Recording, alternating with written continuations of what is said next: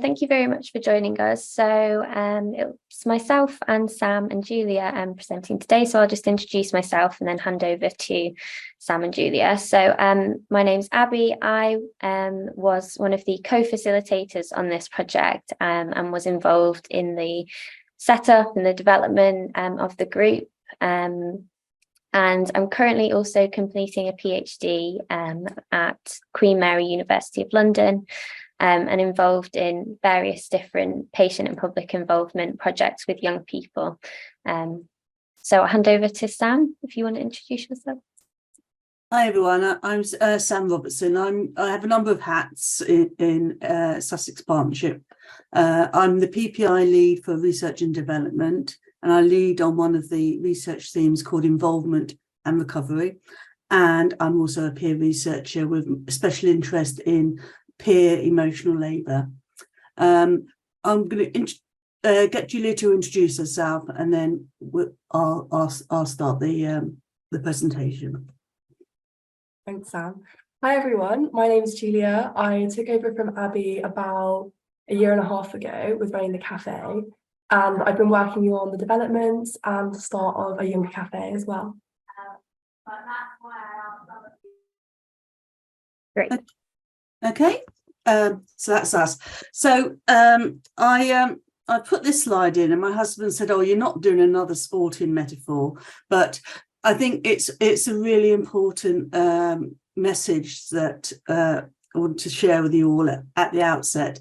There's a famous saying that you can't win anything with kids, and it was an Scotland and Liverpool defender who said this back in 1995, and I thought, actually, yes, you can. You do win things with kids. And if you notice on the pictures, you've got on the left, you've got the famous class of '92 Manchester United. I know this is an international webinar, but I hope you all have heard of Manchester United. And you've got the likes of David Beckham in there. And in 1999, those same young men are winning the treble, which is the European Cup and the league, and also the FA Cup. So I think the take-home message for me is, if we support young people, anything is possible. So why? So how did it come about? Well, I came into post the end of 2017, and I was very aware that all our involvement, our PPI in Sussex, was very much located in Hove, which is very close to Brighton. The involvement tended to require people to sit around a table for 2 hours, and it's quite a stifling format. And I realised that wasn't right for an awful lot of people that we wanted to get involved in research, and that actually we needed, not for people to come to us, we need to take research out to people. And so I managed to get some money from our Heads On, which is our Sussex Partnership charity, to run a very small pilot, which to basically help to see if this would work. And the idea behind the pilot was we were going to be doing 4 physical cafes, each in the far reaches of the Sussex Trust, and we would be running 4 virtual cafes. And up to this point, we'd never done anything virtually, so it was a big deal for us. We hadn't even heard of Zoom at this point, and that and one of those virtual cafes would be a youth cafe. And so it was a winter's evening, and Abby was one of our placement students in that year, with about 10 other placement students. And I remember we're all sitting in the office, and I was saying to them, I want to run this PPI cafe, youth cafe. I can't do it because I'm not the face of the youth anymore, even though I think I might be. And would anyone be willing to help me with that, and also to actually help, take a lead on it for me? And Abby stayed behind, and then that's history, basically. And then, so we had our first physical cafe in Bognor Regis, and then a week later we had our first lockdown, and so we moved it all over to Zoom. And so just to keep it in mind that at this point, so in 2020, we only planned to have one youth cafe. And the last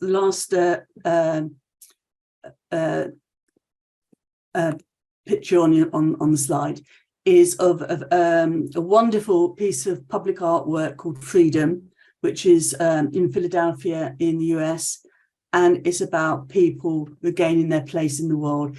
And it's about, for us, the presentation is around needing to offer young people a voice in research. So you see the young people going from being a part of the wall to actually being out there. And that's what I hope that we will show you today in our presentation.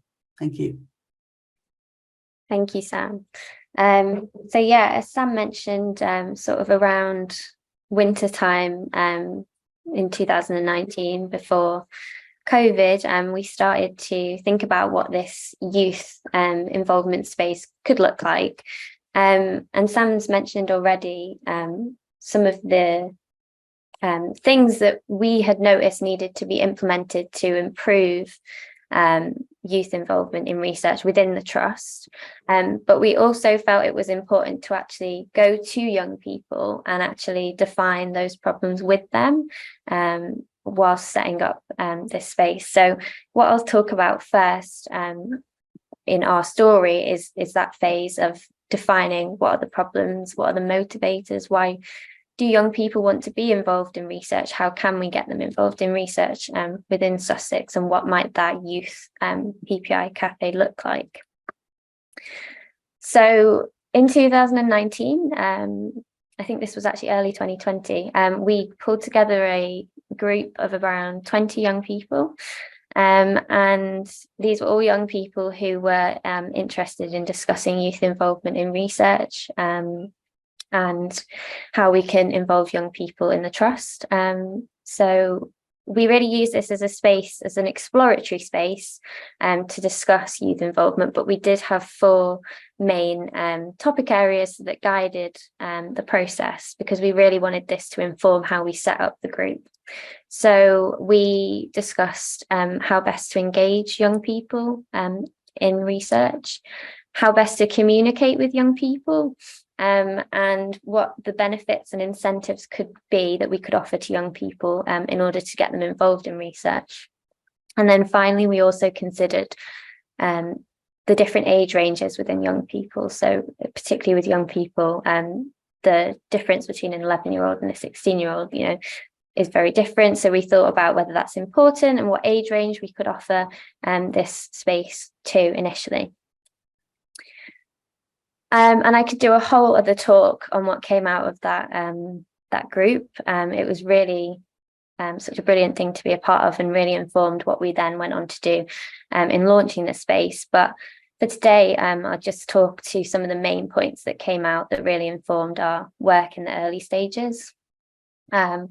And so one of the main things was that the group felt were important for young people in terms of involving them in research, was that this was a continually collaborative space.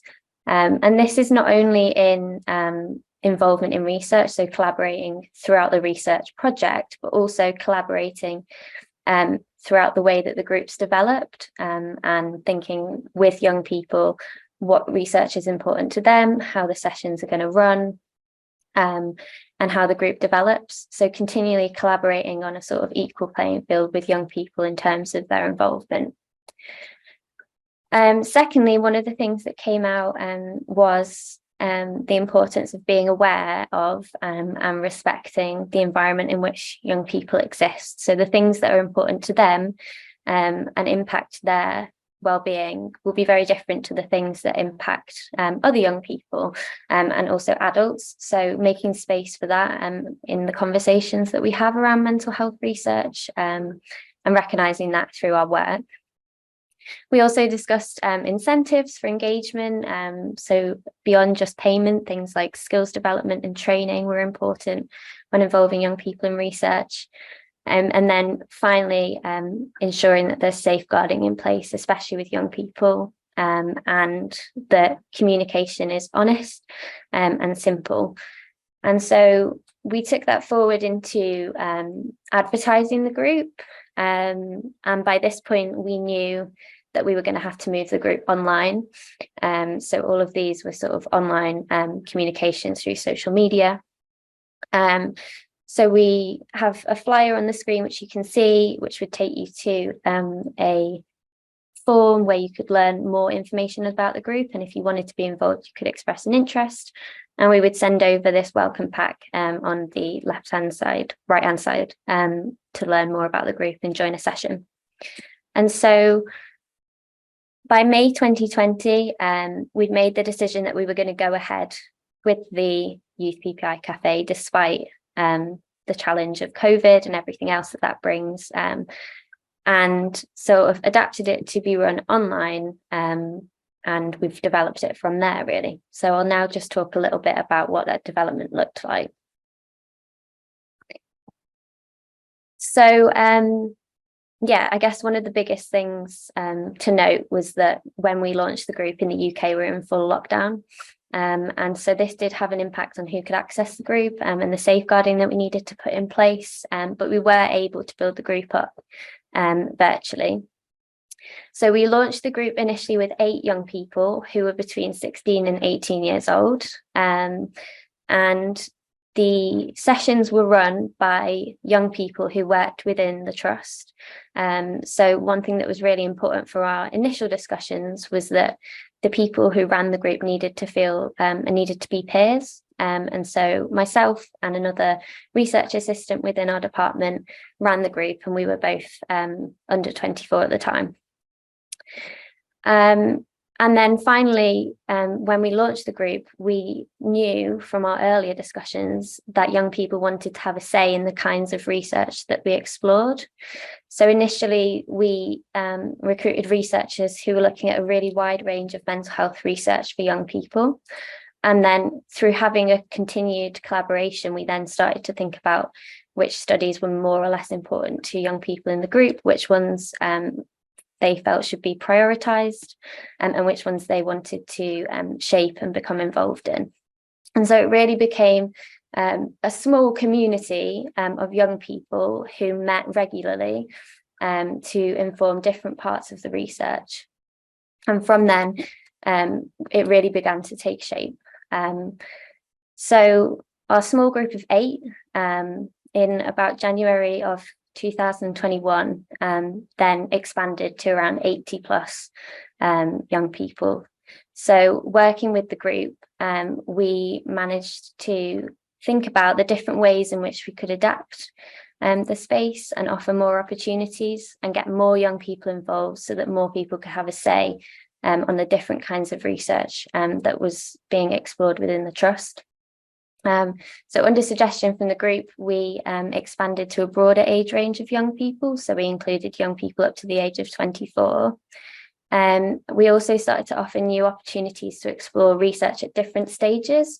So as well as just looking at research that was in the design phase, we started to look at dissemination projects, research and service development projects. We looked at a project which was evaluating service provision in CAMS. So a different sort of range of research that was of interest to the group. We also began to offer some opportunities within the team. So we took on one of the young people who was involved in the very early stage in 2020 as a consultant within the team, Ed, and he became a really important part of how we move forward with the group. And inform sort of how we communicate with this larger group of young people and how we make sure that everyone's voices are heard in the way that we move forward. And finally, we started to think about offering inductions and potentially considering peer mentoring for new young people who are joining this large community and who might need a little bit more support put in place in order to contribute equally to research. And so this slide is just to highlight, I guess, some of the resources that were developed together with the group during this development phase. And also this picture is taken from the very first time we ever met in person. So, I mean, all of this work was done virtually, and we were finally able to meet in person for an event, which was fantastic. So you can see on the slide that we have a group agreement, and this was developed in collaboration with the group. So these were things that were really important to all of our members, and it constantly is being adapted as we get new members. Also to highlight that we have a social media, and so we started to expand into newsletters and Instagram and to get more young people involved. And there's also the researcher agreement shown on these slides, but I'll talk to that in a little bit. So that takes us to today and how we deliver the group now, which Julia is going to discuss in a little bit. But before I wanted to hand over to her, I just want to highlight that even at this stage that we're working at now in the delivery, we're constantly redefining the problem, and we're constantly redeveloping solutions to those problems. So whilst this process looks linear, it definitely is an iterative process, and there's lots of flitting between the problem and solution space. And I think that's important to know as we sort of move into the next bit of the talk. So I'll hand over to Julia now, who'll talk a little bit about what the group looks like. Yeah, so I think it's really important to notice that, as Abby just said, we are always having a look at the cafe and seeing what can be done better. So we meet at least once a year as the whole cafe to sort of look at what we've done so far and see what maybe is missing, what could be done better. We all try and problem solve together to make it a cafe that we all want to go to. And so with these numbers on the screen, so 100 plus, this represents the amount of young people in our wider network. So this is young people that are on our newsletter, they get involved in different projects. So they might be doing peer research, they might be interested in coming to the cafes, they might want to make an Instagram post, that sort of thing. And the 12 here represents the number of cafes that we aim to have every year. This does change quite regularly. So for example, this month we're having 3, which is quite a lot. But that's because we are getting the researcher to now pay to come to the group, just so it's like self-sustainable. And then the 8 to 10, so within every cafe session, a researcher will attend, as Abby mentioned, and we'll have around 8 to 10 young people. So the minimum young people that we have in each session is around 3, and the maximum is 15. This is to make sure that everyone can be heard. 8 to 10 is around our usual. And also, it's really important that we pay our young people. So currently we're paying them £17.69 an hour. That's thanks to Sam. Amazing. And what this slide is really trying to get at is that all young people are really different. And so everyone's going to need different methods of communication, both when we're communicating to them and also to get out their experience. So this first one is around emails. So some young people don't want to come to sessions, whether that's because they can't make them because of the timing or equipment reasons, or they don't want to be on camera. And so what they can do is write in a written response instead. And then this second one, the chat function, throughout the session, young people often won't have their cameras on and will type in the chat instead. This is because they feel more comfortable this way, because they might not want to share their experience in front of people, say, they go to school with. And so they can type it in the chat, and then myself or one of the other facilitators will read it out loud for them. And then this final one, again, is representing that the young people can message myself or one of the facilitators, and we can read it for them. And then with the young person output, our young people are so creative. So we've had posters, we've had TikToks, we've had PSHE lessons, we've had blogs, everything. It's fantastic. So I just want to stress that the cafe isn't just a 1.5 hour meeting every month. It's a lot more than that. So in the 1.5 hour meeting, this is the session structure that we currently follow. We start with a session warm-up. So this is feedback from previous researchers as to how they've used our feedback and what they've done since. It's also time for young people to update us on what's going on in their lives. So we had 2 young people graduate last month, which is nice to hear. And also we do a little Kahoot warm-up quiz. And then we have a break, and then the research session starts. So the researcher will come and bring a presentation with some questions that they have for the young people. And then we have a session cool down. So it's really important that we have 10 minutes at the end of the session just to maybe reflect on what's been said, and maybe do some mindfulness and that sort of thing.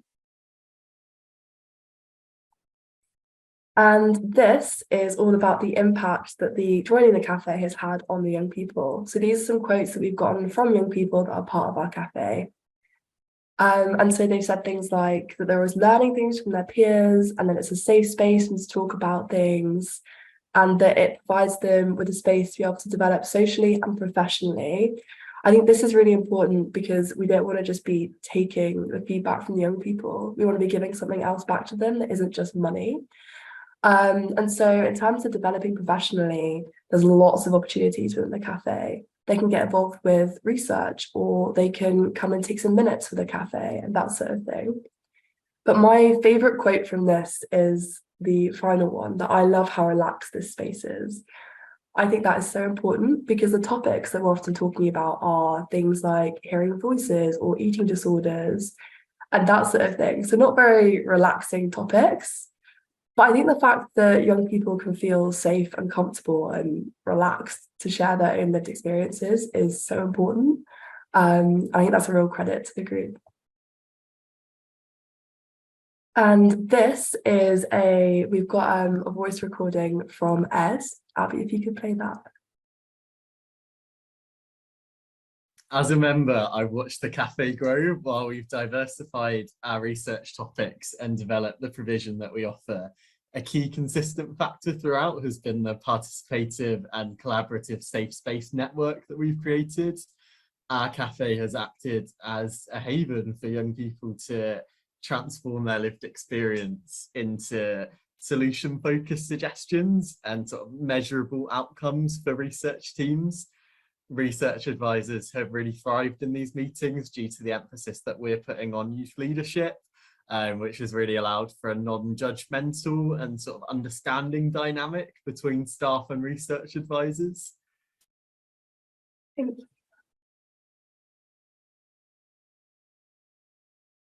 You hit to the next slide.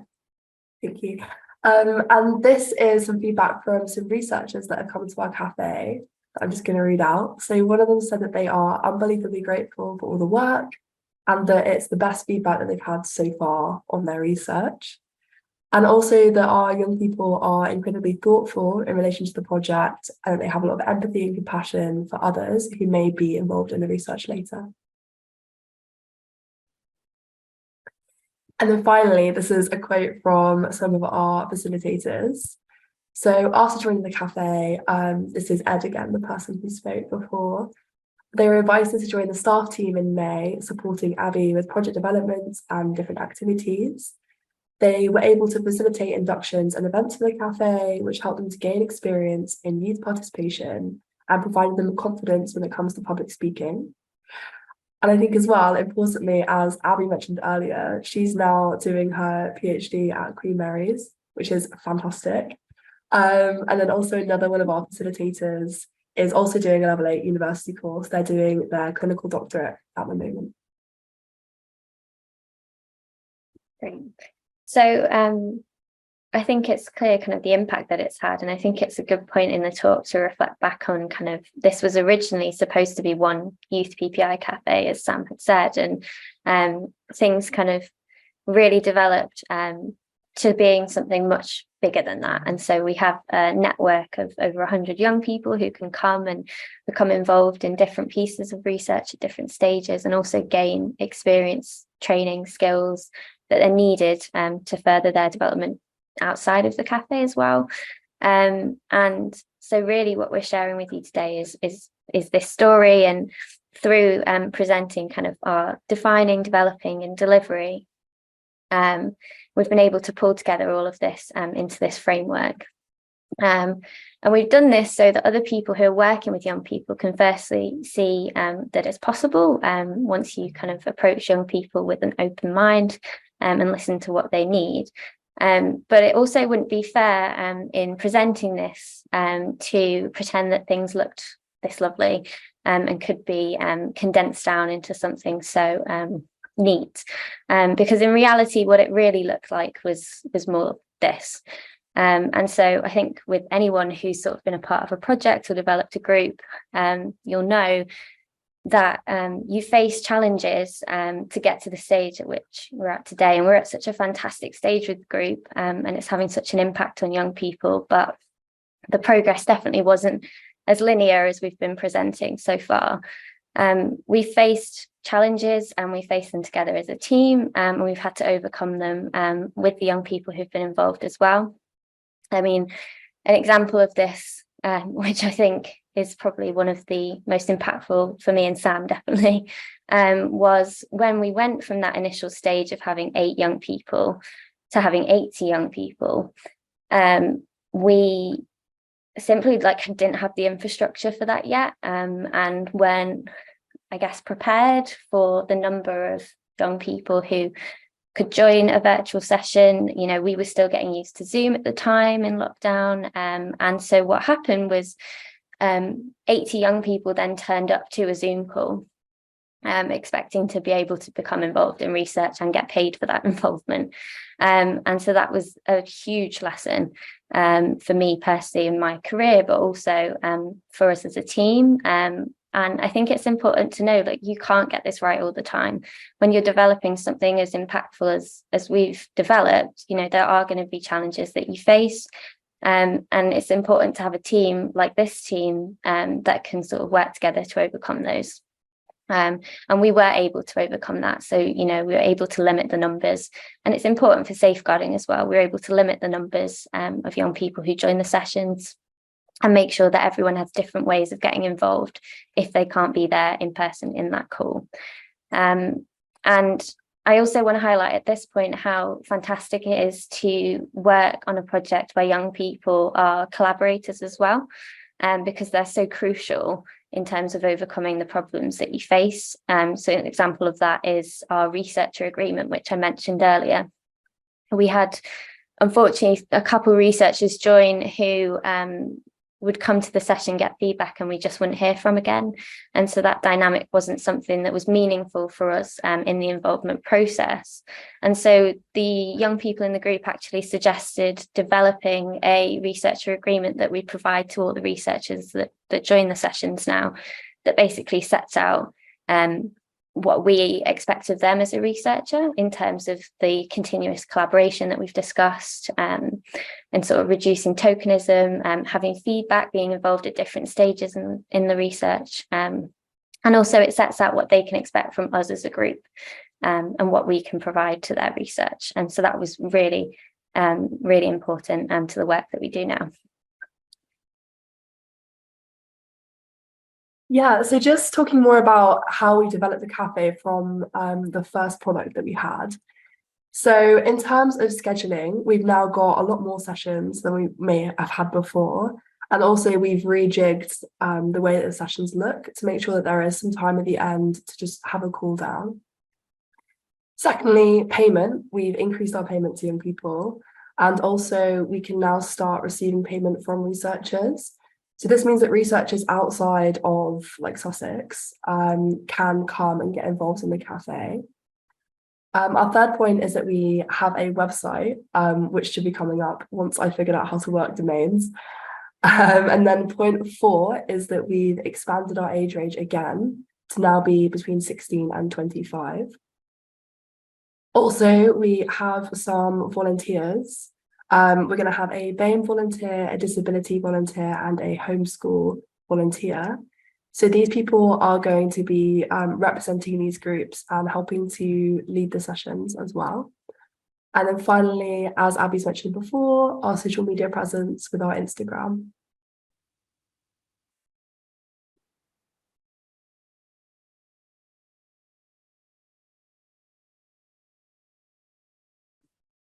So what I want to do now is to place, I suppose, the model and the project in context of that, which is affected how we've developed, but also has given us some stability in how we developed. And if I could just go back to, and it's one of the questions I saw coming up about how did you how do you choose who comes to it? We our one of our principles is meaningful and effective involvement, and so we wanted young people to be in that room, in that discussion, who were actually interested in that particular topic area. So we did it via expression of interest. So it wasn't, our PPI wasn't just about having warm bodies in the room. It was actually having young people that could contribute. So the whole relationships were meaningful and involved, meaningful and effective. So next slide, please, Abby. So the setting, and I think I realise that this is an international webinar, but so just a brief outline on the NHS. We are operating this model in this huge monolith that is called the NHS. It's employs over 1 million people in the UK. And we're split into units as in trusts, but there's an awful lot of central how we do things, how budgets and all that kind of thing is all in the background chuntering away. And I was told the other day that I'm a disruptor, and I thought, thank you very much, I'm really pleased with that, because we're in the NHS and saying, actually, we see how we want to do things differently, and this is how we want to do it. And we're making that very conservative, rigid structure, support us, basically. And it's not always easy. And I think as well, it's important that that the whole project is being based around light touch leadership on my part. That yes, I hold the purse strings, but it's been very much Abby and her team and Julia and her team, basically developing this and running it by me, but actually the vast majority of what's happened has come from them. And we'll have meetings where we'll actually say, right, how do we move forward of this or that? And so whilst we've got the light touch leadership, that is no small part to Abby and Julia, but we're also in the Youth Cafe is embedded in our PPI department, and in Sussex Partnership, we're very lucky. We've got quite a big PPI department. Is involved in everything, and the Youth Cafe is very much embedded in that. And I think that's an important point. They're not out there by themselves. Next slide, please. So for me, it's a balancing act. And on the left, limited money, and the number of times I've had to say to Julia and Abby, no, because I haven't got the money. But it has enabled us to think creatively, in that we were noticing that, because we were set up, our remit was to offer this for researchers in Sussex, the county of Sussex, and we were getting emails from all over the place. Maria's on the webinar today, who's in Bath, but we were getting them from Ireland.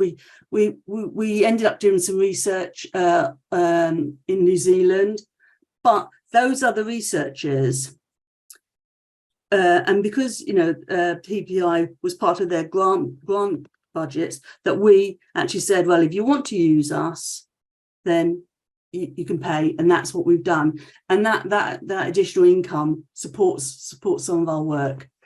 So and I think that's going to become more and more important. And the other side of the coin is about managing expectations, because actually we could be running a cafe most days, really. And Julie's going to talk about some of the things that we could be what we're planning to do.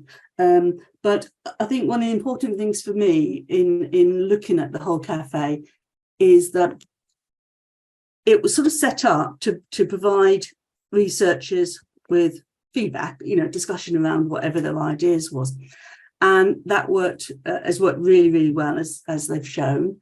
But what we want to do now is push that even further and sort of say to researchers that we're really keen for our young people to be part of the research process, to become peer researchers, to develop lived experience advisory panels so it's not a one-off discussion, it's an ongoing, and it's part of the whole study, and that's one of the things that we aim to do.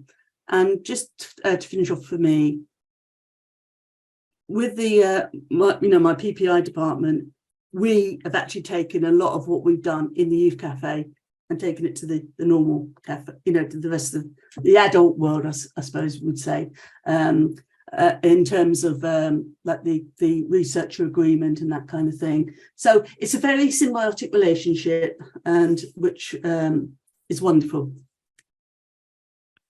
Thank you, Sam. So we have this framework, we have this model within which we're sort of doing our involvement with young people, and as Sam's just shared, it's within a setting, and that has its own challenges and facilitators as well. So it's really important that we have principles that we stick to whilst we're going through this iterative process, facing these challenges, and also sort of operating. And so these were developed by the young people who are in the group. And this basically is essential because it gives us a very solid foundation from which we then run the group. So there are sort of 5 main principles that were shared, and this sort of harkens back to our initial stage that we did with our youth advisory board in 2020, but has been sort of adapted now for the members who are actually part of the Youth PPI Café. So one of the first is by young people for young people, and this is absolutely essential, that our group is youth-led, it's run by young people, and that young people are able to make the decisions about how it's run and the research that we're involved in. Secondly, reciprocity as a requirement, not just as a bonus, so that this is a space where young people can not only come to share their feedback, become involved and collaborate on research, but also that they can earn experience, payment, training, development opportunities that we've sort of touched on throughout the talk. Thirdly, that it's a community of peers. So rather than PPI operating as sort of one-off sessions that young people come to and then the group disbands, this is a community that is a community of peers that's very large, and that they can be involved in different pieces of research, as Sam shared, sort of based on their experience and interest, depending on what's more or less relevant to them. And then we also have a principle there, which is continued collaboration with researchers, which we've touched on. So being involved at different stages of the research, and also having opportunities to be involved with researchers outside the session. So for example, as peer researchers on their projects. And then finally, young people as individuals. So there is no one-size-fits-all approach, and remembering that when sort of adapting and developing this framework and this group, that young people are not one homogenous group. They have different needs, different experiences, and different motivators for engagement and involvement, and that's really important to remember. And so this framework and these principles have been really important and essential to the work which I'm doing now at Queen Mary University of London, where I'm conducting my PhD. So I've been applying this model to a new cohort of young people from East London, and we're at the very early stages of this work. So I'm currently working with 4 young people aged between 16 and 24 who are from East London and who have lived experience within this group, which we've called Amplify. And so this is a different setting to the NHS. This is in a university setting, and that comes with its own different barriers and facilitators. And we're also working with a different cohort of young people who have their own different motivators for involvement. So in this initial stage, I'm spending a lot of the time exploring the cultural and financial barriers and motivators of youth involvement for young people in East London. And by making space for that, hopefully we can avoid research that oversimplifies the complexity and intersecting nature of the different identities that's linked to inequality in young people. And so even with this different setting and different cohort, the principles that I've just discussed are still reflected with this group. So young people have told me that they really enjoy that it's a community and that they can become involved in different bits of research, that there's continued collaboration, that it's youth-led, and that there's opportunities on the horizon to sort of become involved in training and different development opportunities as well. And so the next steps with this project are to sort of move to delivering it on a larger scale and offering it to more young people in East London. Thank you, Abby. So in terms of next steps, this first image represents the volunteers that I spoke about. So we did put in a funding bid a little while ago. We were looking to pay some young people to get involved in the cafe and take minutes that represented BAME, disability and homeschool. But unfortunately, we didn't get the bid funding. So now we're looking at introducing these as more volunteer capacity instead. And then the second is around running sessions by researchers for young people to educate young people on what research actually is, what the processes look like, how you can start your own research perhaps, how funding works and that sort of thing. And then finally, as Abby spoke about, peer research is really important to the young people. They want to do the research and not just be part of it. So some of our young people, for example, were involved in doing interviews for some studies and also in the data analysis. And then also we were looking at making a younger cafe, and again we were unfortunate with the bid funding that we didn't get it, but we're still going to use this model in the future. So the first represents one challenge that we faced, which was around confidentiality and consent, because we needed the parents of these young people to be involved because they are 11, some of them. And so we had to start a parents and carers working group, and we developed confidentiality and consent forms with them together. Secondly, payment. Payment is so important that all young people receive it if they are involved in cafes. However, when we asked them, a lot of the 11-year-olds didn't have bank accounts. And so we decided the best way to do this was to give them gift cards instead. Thirdly, although the research assistants that do help us run sessions, they are all under 25. The younger cafe, we thought it would be best if we had older members from our 16 to 25 cafe come and help facilitate that instead. And then also having a break midway through the hour-long session was also important to this younger group of people. And also the timing. So our cafes are currently at like 5:40 p.m. in the evening. But for the younger group, they suggested it would be better if it was slightly earlier in the day so they could have their dinner afterwards. And then finally, one of the most important takeaways was that they wanted it to be very separate from school. So young people didn't want to be recruited at schools because they didn't want the people that are in their classes and things to come to the session, because then they wouldn't feel comfortable sharing their lived experience because it is such a personal thing to share. So we went down other avenues, for example, waiting rooms in CAMS. I think someone's put the CAMS definition in the chat, and that sort of thing instead. So this sort of represents all the challenges that we've faced, that we've been developing for an entire year to make this model work for a younger group of people. Thank you, Julia. So yeah, I guess just to finally pull everything together. So we've sort of gone from a process of defining problems with young people to developing solutions and then delivering this Youth PPI Café. And it's an iterative process, and it's done within a setting, but the very principles which form the foundation of what we've done can be applied to other settings, are being applied in a university setting at the moment, and can be applied to other groups of young people to enable them to have the space to share and become meaningfully involved in research, which is so important.